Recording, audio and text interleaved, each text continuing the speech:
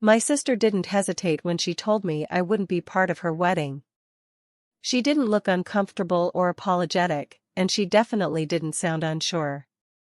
She said it calmly, almost casually, like she was explaining a seating arrangement or changing a dinner reservation. She told me she had been thinking about it for a while and had finally decided that it would be better if I wasn't one of her bridesmaids, because the wedding needed to look a certain way. When I asked her what she meant, she sighed and said she didn't want to hurt my feelings, but honesty was important, and the truth was that I didn't fit the aesthetic she was going for. She said the photos would last forever, and she didn't want anything in them that felt out of place. I remember sitting there, trying to process what she was saying, because part of me was still expecting her to laugh or backtrack or tell me she was joking. But she didn't. She went on to explain that her bridesmaids needed to look polished, elegant, and effortless, and that everyone standing next to her had to compliment her, not distract from her. She said it wasn't personal, just practical, and that I should understand because weddings were stressful and expensive. When I finally realized she was serious, I felt something heavy settle in my chest, not sharp like anger, but dull and sinking, like disappointment that had been waiting for years and finally decided to show itself. Growing up, my sister was always the one people noticed first. Teachers praised her confidence, relatives admired her looks, and strangers complimented her without being prompted. I learned early on that my role was to be the easy one, the quiet one, the one who didn't need reassurance. When we were kids, she chose the games, the clothes, and even the stories we told people about ourselves. I never thought much of it back then because it felt normal, but hearing her say out loud that I didn't belong beside her on one of the biggest days of her life made me see our relationship differently. It wasn't that she didn't care about me. It was that she cared more about how things looked than how people felt. She told me I could still attend the wedding as a guest, of course, and she said it like she was being generous. She even suggested what colors I should wear, recommending something neutral so I wouldn't stand out in photos or clash with the bridal party. I nodded while she talked, not because I agreed, but because I was trying to keep my composure. I didn't want to give her the satisfaction of seeing me upset, and I didn't want to argue, because deep down I knew it wouldn't change anything. The decision had already been made, and I wasn't part of it. When I went home that night, I replayed the conversation over and over in my head, wondering if I had misunderstood her tone or taken her words too personally. I tried to convince myself that weddings brought out the worst in people, that stress made everyone act a little unreasonable, and that she would eventually realize how hurtful she had been. But the more I thought about it, the clearer it became that this wasn't just about the wedding. This was about how she had always seen me, as someone who should stay in the background so she could shine without competition. Instead of calling her back or venting to friends, I did something I had never done before. I stepped back. I stopped offering help with wedding plans, stopped checking in, and stopped trying to be involved. I told myself that if she wanted distance, she could have it, and I would focus on my own life instead. At first, it felt strange, like I was breaking an unspoken rule, but slowly it became freeing. For the first time, I wasn't shrinking myself to make her comfortable, and I wasn't constantly adjusting my behavior to avoid upsetting her. As the weeks passed, I started hearing things from other people. Bridesmaids complained quietly about how demanding she had become, family members mentioned tense phone calls, and even my parents looked tired whenever her wedding came up. I didn't say much, but I listened, and with every story, I realized that excluding me wasn't an isolated decision. It was part of a much bigger pattern that was starting to unravel, whether she noticed it or not. By the time the wedding plans were in full swing, I wasn't angry anymore. I was curious.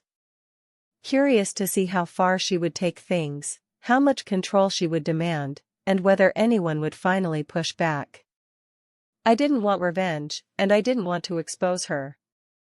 All I wanted was to stop protecting her from the consequences of her own behavior. And that decision, more than anything else, would change how everything unfolded. After that conversation, wedding planning seemed to take over her entire personality, and the more control she gained, the more unrecognizable she became. At first, it showed up in small ways, like long group messages to the bridesmaids about schedules and expectations, but even those messages had an edge to them, a tone that made it clear she wasn't asking for cooperation, she was demanding compliance. She framed everything as helpful guidance, saying she just wanted everyone to look their best, but the underlying message was always the same, that her standards mattered more than anyone else's comfort.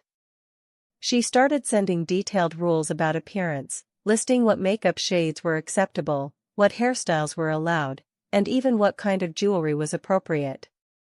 Bold lipstick was out because it drew attention, short nails were unacceptable because they looked unfinished, and heels taller than hers were forbidden because she needed to remain the focal point.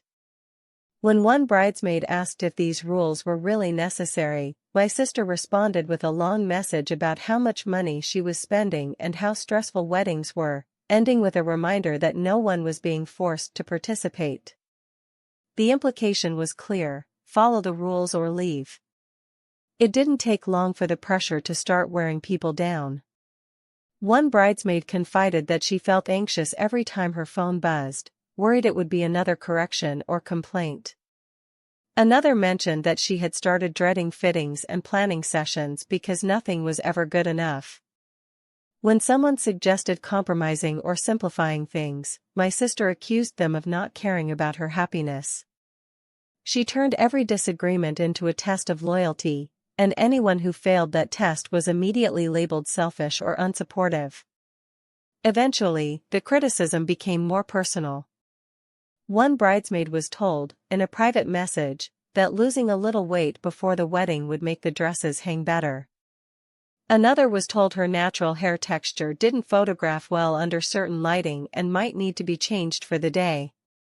My sister insisted she was just being honest and that honesty was kinder than letting people embarrass themselves in photos, but the damage was already done.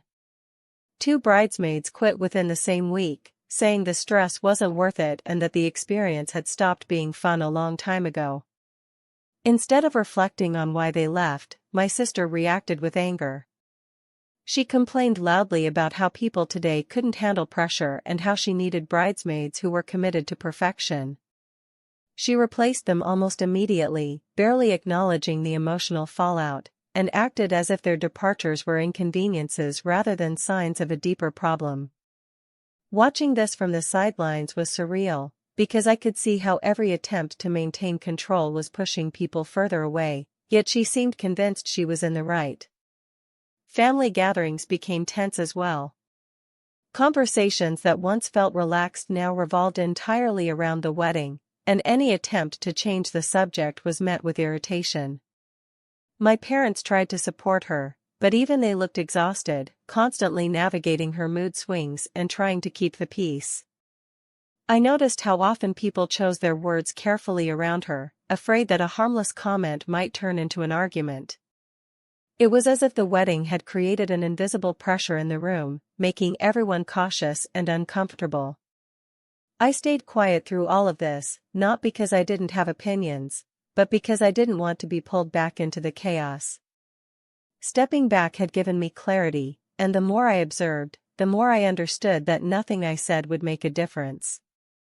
She wasn't looking for feedback or support, she was looking for obedience.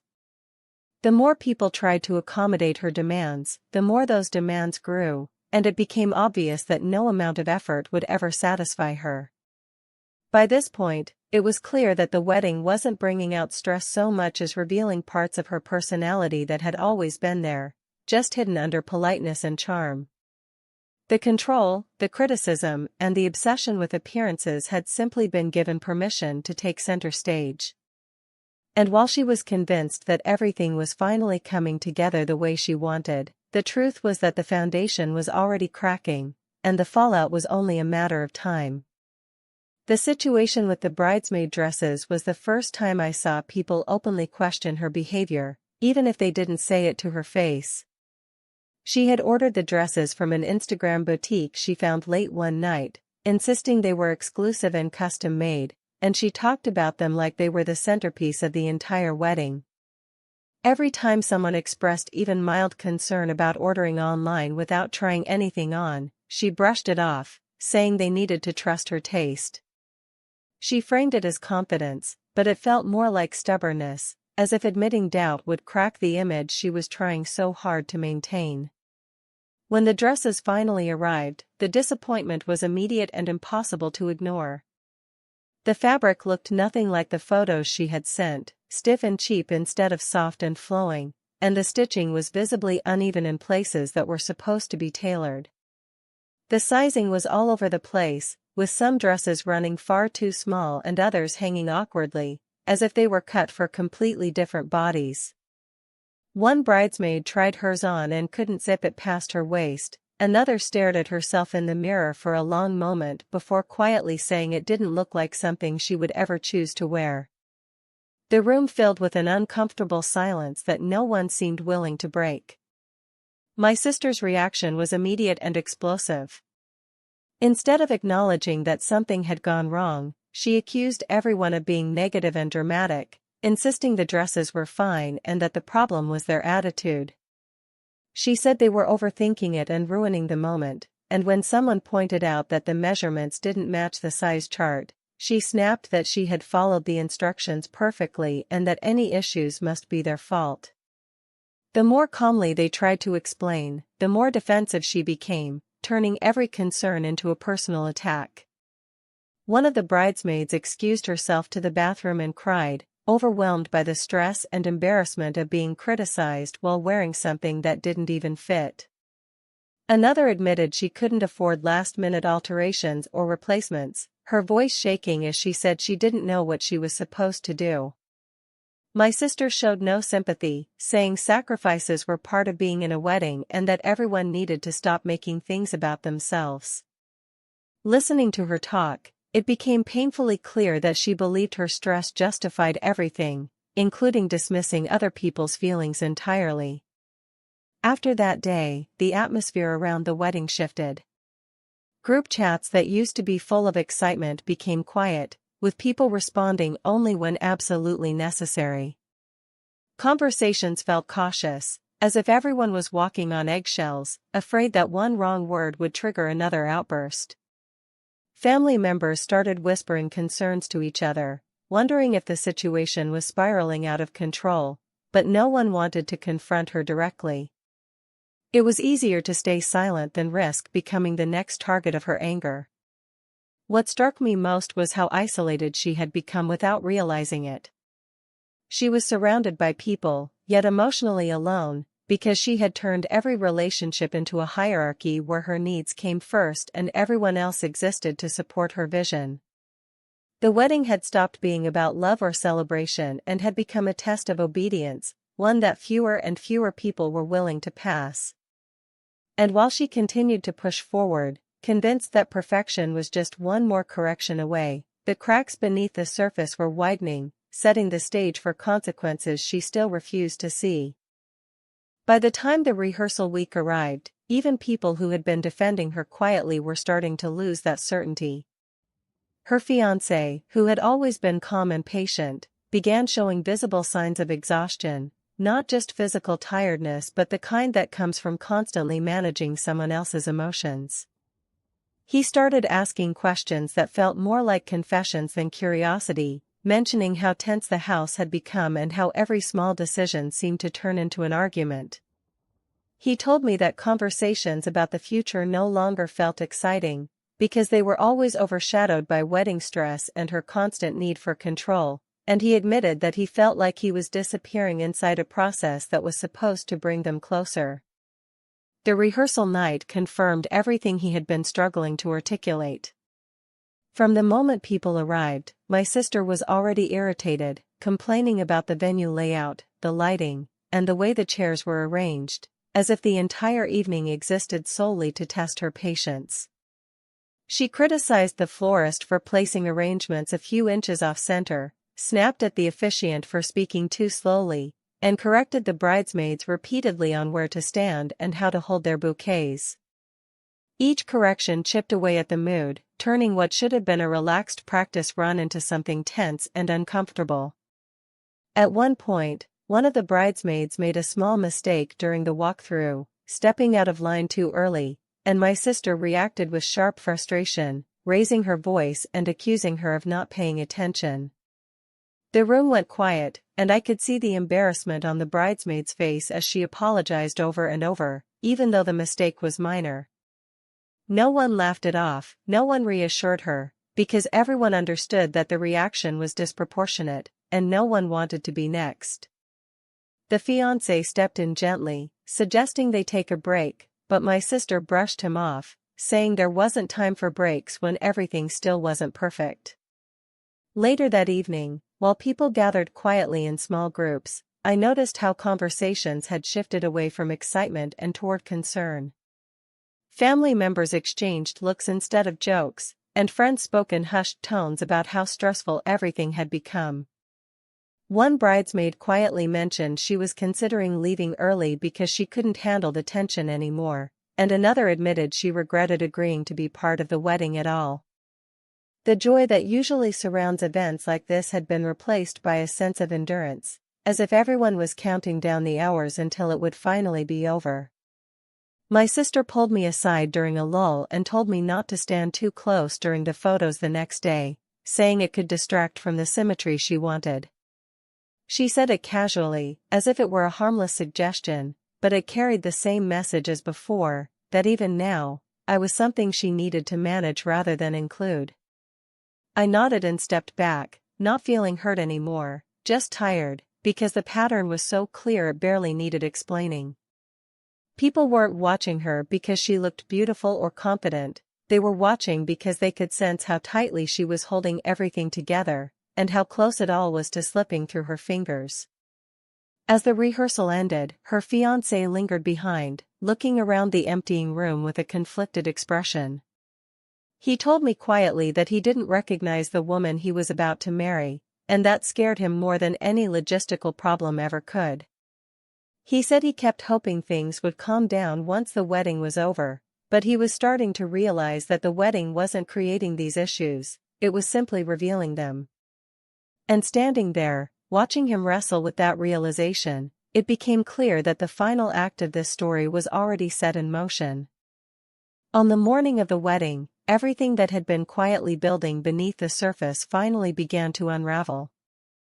The schedule was already behind before sunrise, because the makeup artist canceled at the last minute after a late-night argument about timing and payment, and the hairstylist arrived flustered and defensive after being blamed for delays she hadn't caused.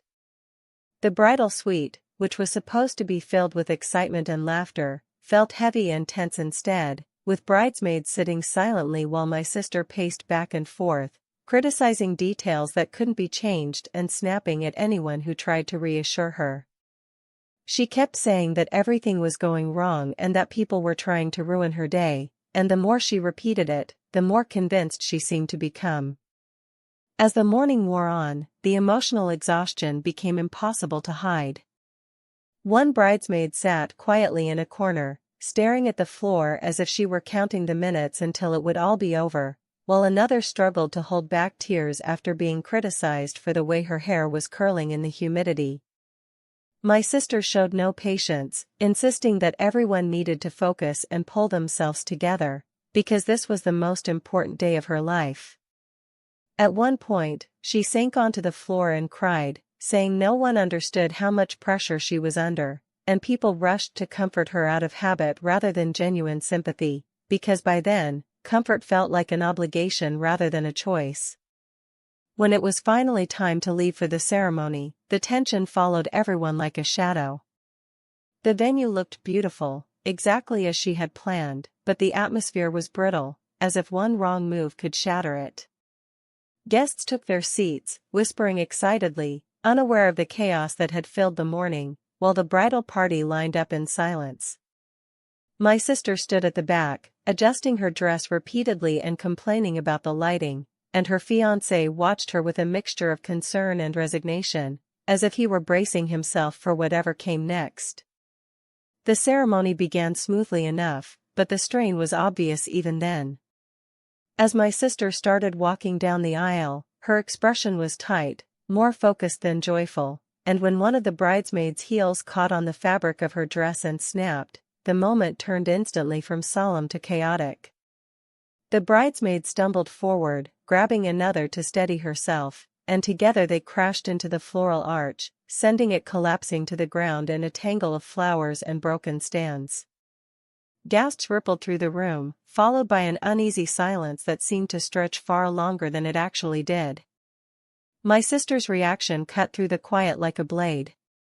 She screamed, not in shock or concern, but in pure rage, her face contorting as she shouted about incompetence and ruin.